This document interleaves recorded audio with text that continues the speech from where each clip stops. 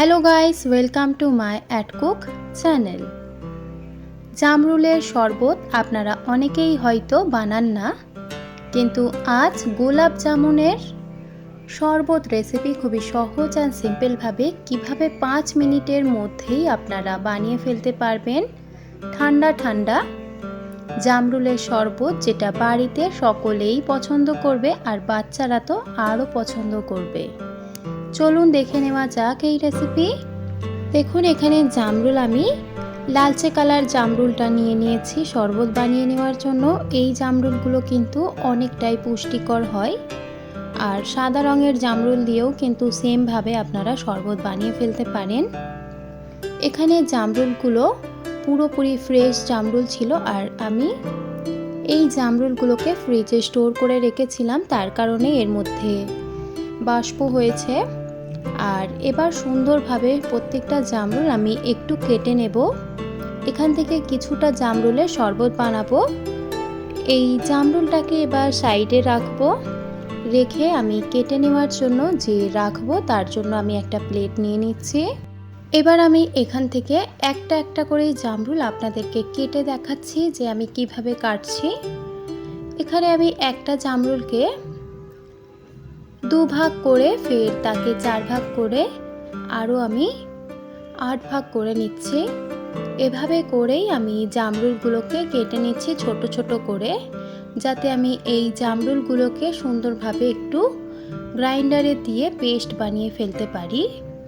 শরবত বানিয়ে নেওয়ার জন্য চাইলে আপনারা জামরুলের রস বার করেও বানাতে পারেন, কিন্তু আমি জামরুলের শাঁসগুলোও নেব, তার কারণে আমি জামরুলটাকে ছাঁকিয়ে নেব না, তার কারণে ফ্রেশভাবেই কিন্তু আমি জামরুলগুলোকে কেটে নিচ্ছি।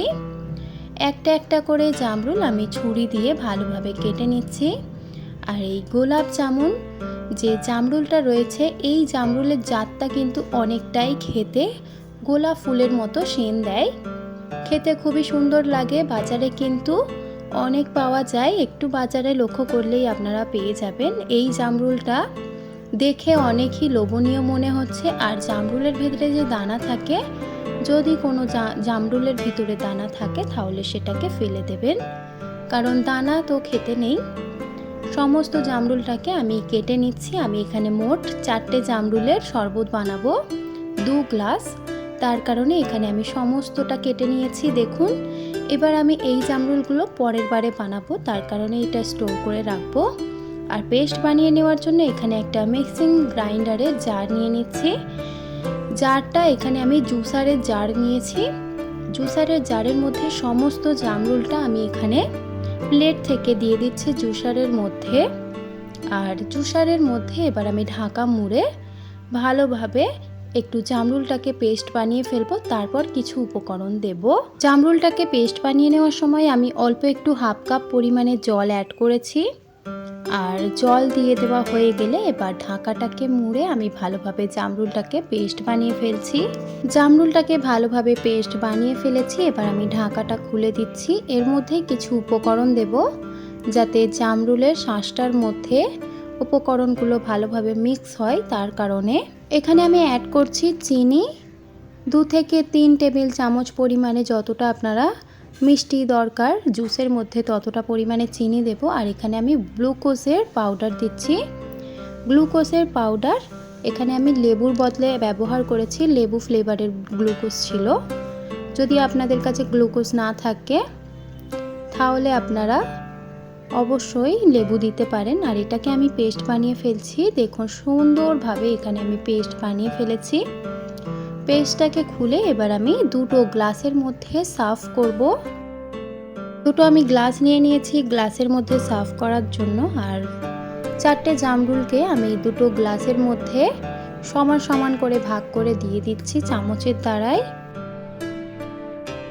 সমস্ত পেস্টটা গ্লাসের মধ্যে দেওয়া হয়ে গেলে এর মধ্যে আমি একটু ফুড কালার অ্যাড করছি, রেড কালারের। যদি আপনাদের কাছে না থাকে অবশ্যই আপনাদের ব্যবহার করতে হবে না, এটা পুরোপুরি অপশনাল। আর ফুড কালার দেওয়ার পরে এখানে আমি ফিল্টার জল ব্যবহার করছি। চাইলে আপনারা যদি পছন্দ করেন 7 আপ বা যে কোনো কোল্ড ড্রিঙ্কস দেওয়ার, তাহলে আপনারা দিতে পারেন আপনাদের মত অনুযায়ী। এখানে আমি হেলদি জুস বানাচ্ছি, তার কারণে আমি সোডা জল বা যে কোনো প্রকারের আমি কোল্ড ড্রিঙ্কস ব্যবহার করিনি। আর এবার আমি রঙটা যে দিয়েছি ফুড কালার, এবার হাতা দিয়ে একটু মিক্স করে দিচ্ছি। মিক্স করে দিলে রেডি হয়ে যাবে আমাদের জামরুলের সুন্দর ঠান্ডা শরবত।